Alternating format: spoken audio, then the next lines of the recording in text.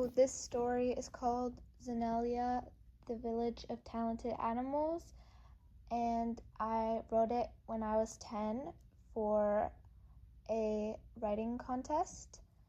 Sadly, I didn't win, but here's the full story. Hope you like it.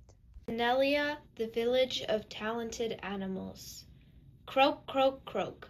A green bullfrog was croaking in a pond. The pond was ugly and polluted.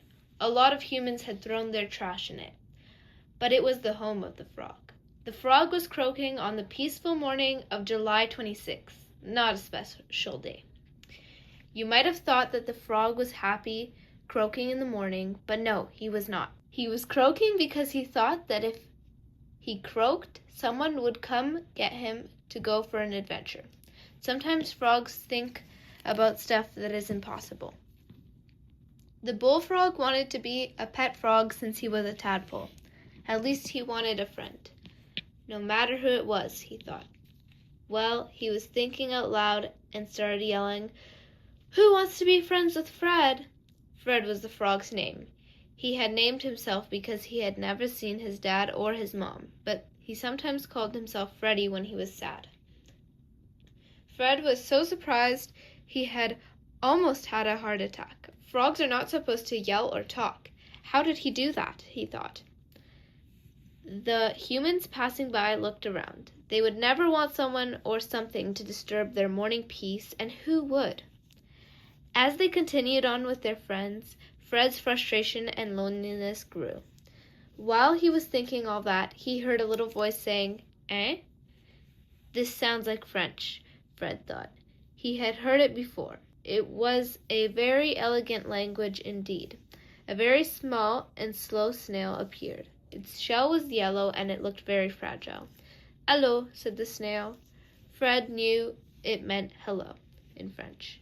Fred was getting nervous because the only words he knew in French were allô, oui, which means yes, and non, which means no.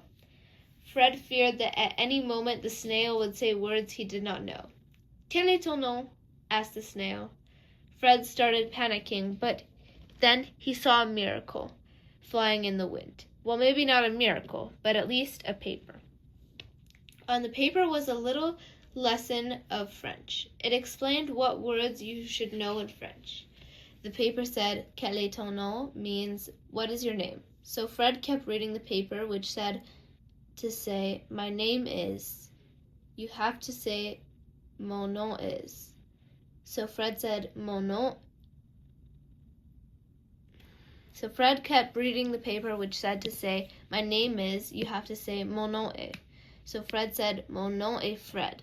Then the snail said, "Enchanté, mon nom est Sylvie." And on the paper it said that to say, "I do not know how to speak French," you have to say, "Je ne sais pas parler français." Sylvie understood and started speaking in English, because the whole time she had thought that Fred spoke French like many of the humans in that village. Then the snail went to see the other snails and said hello and allô in case they spoke French, unlike Fred.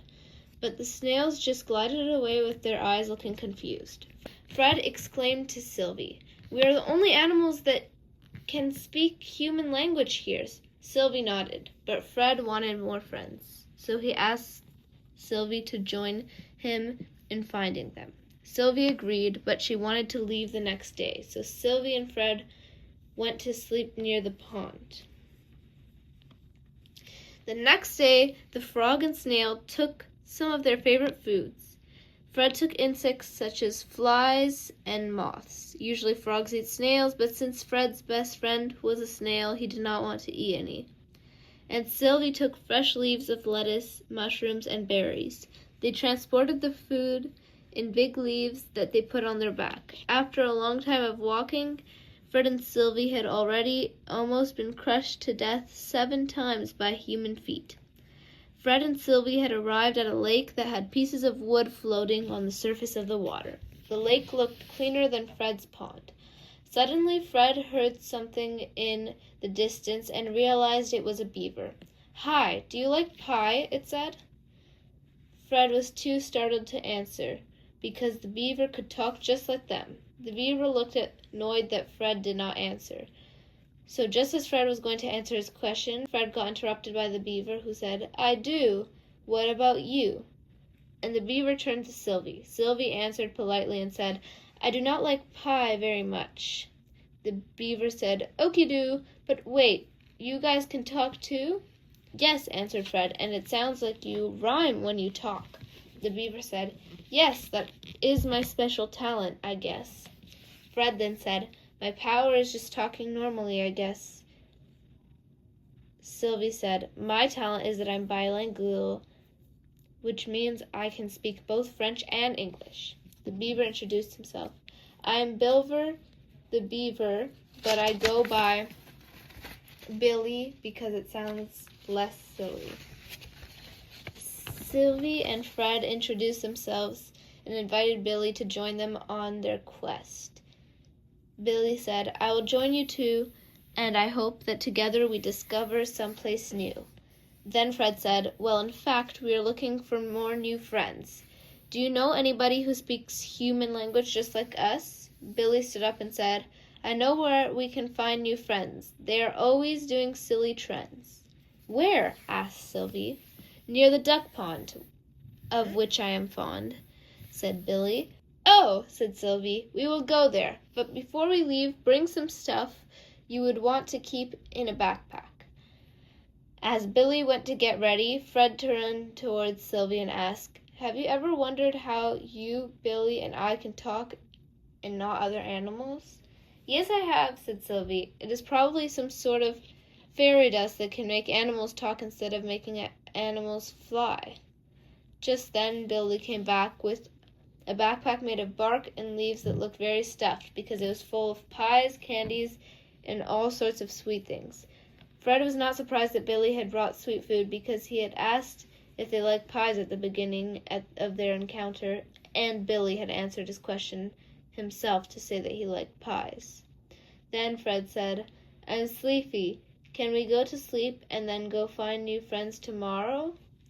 Both Sylvie and Billy agreed, so they went to sleep near the lake. So the next morning, all three of them started to walk towards their destiny, well, to the duck pond. After a while of walking, Sylvie and Fred were tired, so they asked Billy if they could ride on his back, because he was the biggest of them three. Billy answered, "All right, I will walk with all my might." Sylvie glided, and Fred jumped onto Billy's back. Billy started walking with them on his back with no problem. Fred was sure they were going the right way because Billy said that he always goes there. But if that wasn't the case, he would have thought they were going the wrong way because it was taking so long. When they finally arrived at the duck pond, it was as clean as Billy's lake, and there were ducks all over the place. Sylvie asked, "How do we know which one of these ducks can talk?" "I don't know, but let's just go with the flow," said Billy. Mumbled Sylvie. "Okay, stop arguing about nothing," said Fred. "We must find more animals that speak human language. Let's get to work." Then out of nowhere they heard, "Hello, hi, happy here." A little duck was chanting. "He sure sounds happy," commented Fred. "I'm Daniel, the delightful duck," said the little duck. "I'm Billy, and I'm not so silly," said the beaver. "I'm Sylvie, and I am bilingual," said the snail. "And I'm Fred, and I only know how to speak English, but that is okay. At least I can speak human language," said the bullfrog. And then Billy exclaimed to Daniel, "I just realized that you alliterate. What a talent to celebrate." "Oh yes," exclaimed the frog. "Your words do sound like music." "Thank you. I'm actually always amused also," said Daniel. "We are going to find new friends and discover new places," said Sylvie. "Marvelous, magical, magnificent!" exclaimed Daniel. "That sounds cool, but I'd rather go to the pool," said Billy. Sylvie sighed and told Billy to stop complaining. Daniel happily joined the group, and Sylvie suggested that they have a good night's sleep before continuing their journey. They made beds out of leaves and dirt, but before going to bed, they ate dinner together. Then all four of them went to sleep peacefully. The next morning, like the day before, Sylvie glided and Fred jumped onto Billy's back, and Daniel excitedly led the way. After a bit of walking, they arrived at a muddy river where they saw a small animal swimming. Billy exclaimed, "Stand still! That beaver has a bill!" And Daniel said, "That bird's body belongs on a beaver." At that, the strange animal yelled, "Hey! I hear you hooligans over here." "Sorry to cause you worry," said Billy, and Daniel said, "Sorry that I said something so seriously insensitive." The weird animal answered, "Apology accepted. Animals are always affected by how awesomely I have adapted." Then Sylvie exclaimed, "Wow, you can alliterate and rhyme, Bilver." Billy glared at Sylvie, and Sylvie continued, Sorry, Billy the beaver can rhyme, Daniel the duck can alliterate, and you look like a mix of the two of them." "Precisely, I am Precious the pretty platypus," answered their new friend. All of the animals introduced themselves, and Fred said, "We're trying to find more friends. Do you want to join us?" "Well, I want to work with you. I wonder where my wood went to," said Precious. No one knew why she wanted to bring wood, but Fred said, "Okay, let's wait for Precious so she can get this wood." So Precious brought some wood with her, and they continued their journey. Fred jumped on Billy's back, Sylvie asked to glide onto Precious's back, and Daniel simply waddled. "My wonderful wish would be that whoever wants to would wait on my wings while I waddle." "Well, we are going to find new friends, so maybe the next friend will be able to ride on your back," said Sylvie. It was lunchtime, so they took out their food, and it turned out that in the wood that Precious brought, there were little insects for her to eat. That gave them the idea to go in the meadow to look for talking insects. As they went into the meadow, they heard hundreds of crickets, and Fred yelled, "Hello!" A little cricket came over and exclaimed, "Hey! You can speak human language too? That is so cool." "What is your name?" asked Sylvie. "I'm Colin the Cricket. What is yours?" "I'm Sylvie the Snail. Introduce yourself, guys," she said to her companions. All the other animals introduced themselves to their new friend Colin the Cricket. Then Fred said, "Would you like to join us? We are going to find more friends, but first we must go to sleep." "I would like to," answered Colin, "but I can't leave my friends. Right, guys?" He asked the other crickets, but all the crickets just answered with confused eyes. "So I guess I'm going with you guys since they don't speak human language," said Colin. "Okay," said Fred. "You can bring some things you want to keep with you since we might be gone forever." Everyone gasped. Fred realized that he was the only one that planned to leave home forever. "Well, just in case," said Fred. The friends agreed to go in the forest to go to sleep. They all went to sleep peacefully. Late in the night, Fred heard a weird sound that like the splashing of mud, but he couldn't see anything in the dark. Then Sylvie awoke with a start. "What was that?" she shrieked. Fred shrugged, and Billy, Daniel, Colin, and Precious got up. And Colin said while trembling, "I think I saw the yellow gleam of eyes." "Me too," said Fred, and all the other animals nodded to say that they saw the eyes too, while trembling. "Should I go say hello?" asked Billy. "No!" yelled Colin, Sylvie, and Fred together. Daniel and Precious were too scared to talk. "You know what? Just go if you want," Sylvie finally decided. So Billy and Fred went to go see the creature. Slowly they went. Billy screamed and Fred jumped fast towards the strange silhouette and noticed its fluffy fur. "I need a light," thought Fred. And as though Colin was a mind reader, he threw a bike light towards Fred and Billy. Fred turned the bike light on. The creature lunged at them, and all the animals screamed. The creature stopped and looked at them as if it was jealous. Then Sylvie said, "That is a lynx, but it does not seem to speak human language." "Well, I do not know what to do," complained Fred. Luckily, the lynx seemed to give them a chance, so all the animals sighed with relief, except for Sylvie, who asked, "What if the lynx is tricking us?" I don't think she is tricking us, because why would she? Said Fred. I don't know, but she does not seem so nice, answered Sylvie. The lynx just glared at them. Some of the animals started cheering. Fight, fight, fight! Well, argued Fred, we should just give her a chance like she did for us. Fight, fight, fight! The animals continued to cheer. The lynx glared and Sylvie yelled, well, if she attacks us, you guys will just run away, but I'm sorry, I can't do that. I'm too slow. The animals still cheered, fight, fight, fight! And Sylvie and Fred argued until morning. When Sylvie could not remember how to say a word in English, you should be less egoist. Wait, how do you say that in English? She asked. Fred absent-mindedly handed her the little lesson of French that he kept in his bag of food. As Fred handed the paper to Sylvie, the lynx, who the night before wanted to eat them, had a gleam in her eye. It was kind of scary. Fred looked from the lynx to Sylvie as if trying to decide who should have the paper. He said to Sylvie, give the paper to the lynx. No, she might use it for something evil, answered Sylvie, who was still in the mood for arguing. No, she won't, retorted Fred as he snatched the paper from her and gave it to the lynx. But the lynx didn't just take it. She found a puddle of water, dipped a twig in it, and wrote with the twig on the blank side of the paper.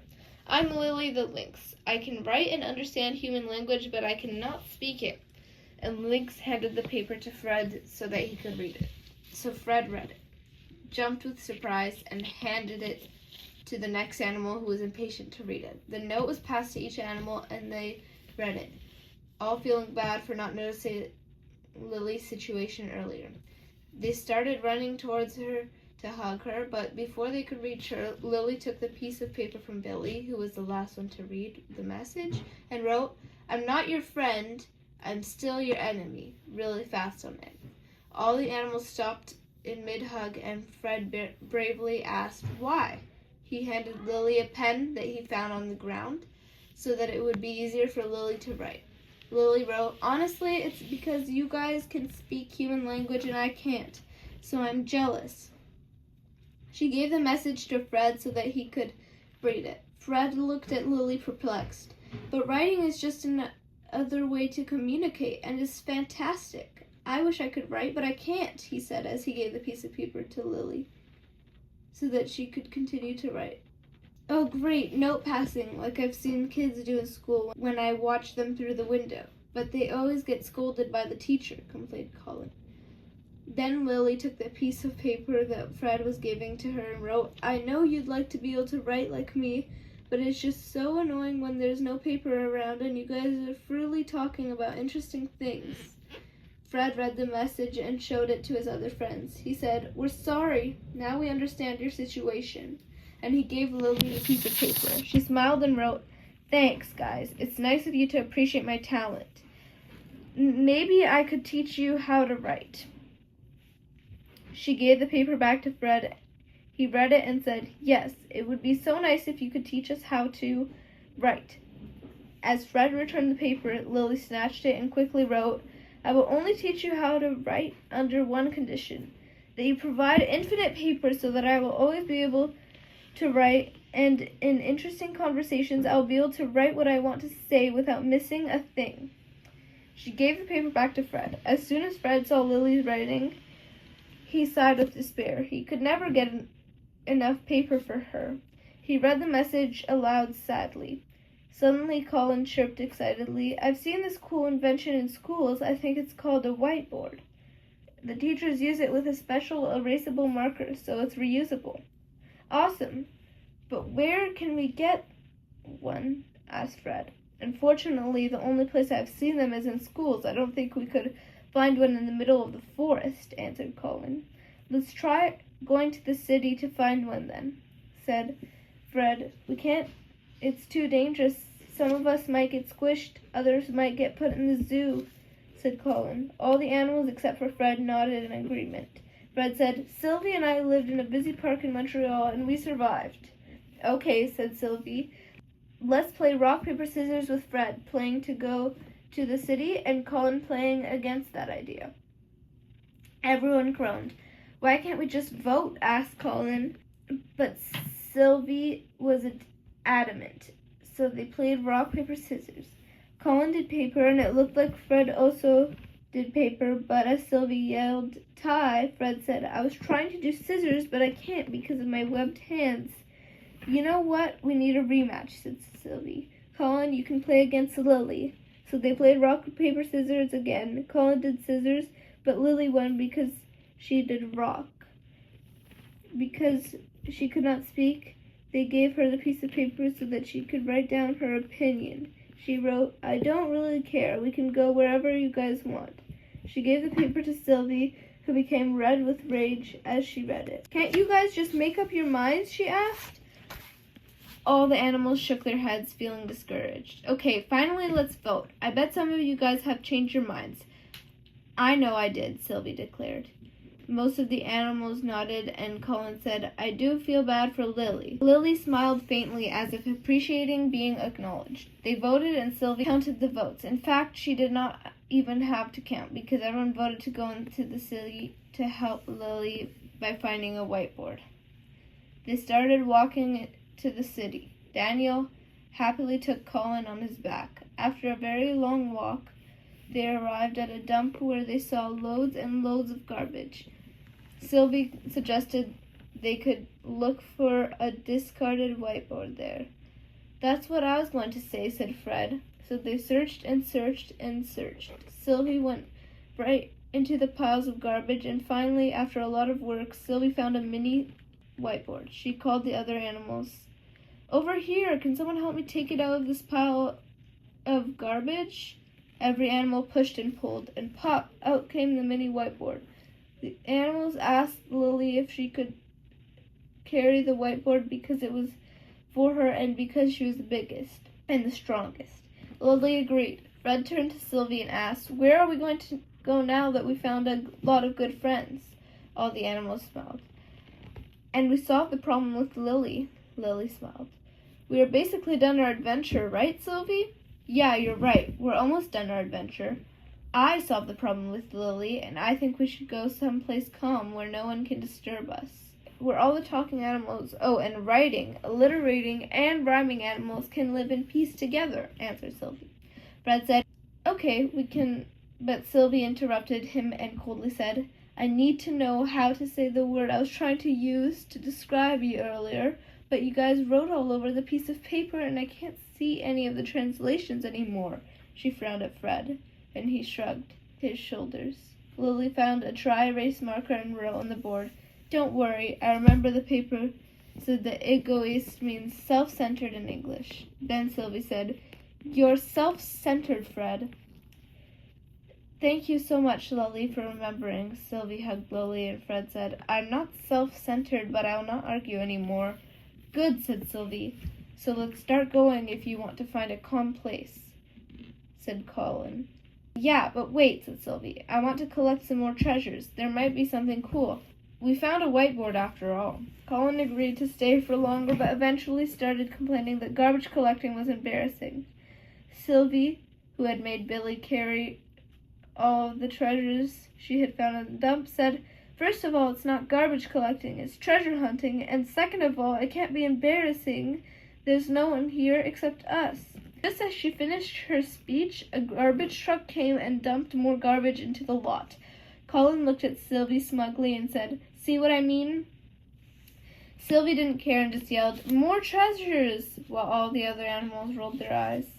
After another while of searching for treasure, Sylvie got tired too, so all the animals decided to go back to the forest. It was really hard for Billy to walk because he was carrying all of Sylvie's treasures.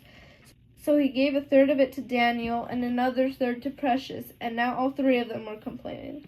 Fred got really annoyed, so he started yelling, We are never going to find a calm place because nowhere's calm when you're complaining. Precious looked at him with mischievous eyes and gave him some of Sylvie's stuff, and now all four of them were complaining. All the rest of the animals, Sylvie, Colin, and Lily, were rolling their eyes. Fred noticed that Sylvie was rolling her eyes and became furious. Why are you rolling your eyes while we are carrying your stuff? He yelled. Okay, I'm sorry, said Sylvie. Then Fred said, I cannot make you carry your stuff. You're too small. Nor you, Colin. You're also too small. But you, Lily, you rolled your eyes too. Come carry some stuff. And he gave Lily some of Sylvie's stuff. Fred, Daniel, Billy, and Precious all laughed. Sylvie apologized and Lily wrote, "It's okay," on her whiteboard. "Fred, stop being mean to our new friend Lily," scolded Colin. "Oh, I really wish I could give you some of this stuff, so you know how it feels to be carrying all this weight," said Fred. "Stop arguing," yelled Sylvie. "But this is all about your stuff," yelled Fred. All the animals argued loudly until Sylvie said, "Let's go over there," and pointed to a beautiful open space. As they walked there, they heard the calming sound of a small waterfall, and they saw a waterfall, of course. They stopped arguing and listened to the sound of trees swishing in the calm breeze. The grass was fresh and green, and there were flowers. In fact, it was perfectly peaceful. "I just love this place. Can we stay here?" asked Sylvie. "Of course. I'm tired of carrying your stuff," said Fred. All the animals nodded in agreement, and Colin said, "I love this place too. Let's stay." Sylvie said to her friends, "You can put my stuff down now. I did not get this stuff for fun, you know." "You didn't?" asked Fred. "No, I did not. I got the stuff for our new village," said Sylvie. "Oh," said Fred, and all the animals ran to hug Sylvie. She smiled, satisfied and happy. The friends made shelters using some of Sylvie's materials and went to sleep. The next day, they started building some permanent houses, and each animal got to personalize its own house. They got to choose from all the objects Sylvie found. Sylvie even made Lily a leather belt with her clips so that she could carry her whiteboard everywhere. Many animals eventually joined them.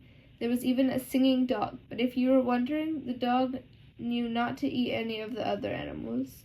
The dog taught them to sing, Lily taught everyone how to write, and Billy, Daniel, and Precious wrote a book of poetry together. They made the anniversary of their village the 31st of July because that's when they started building their permanent houses. Fred named their village Zenelia. No one knows why. And they lived happily ever after. The end.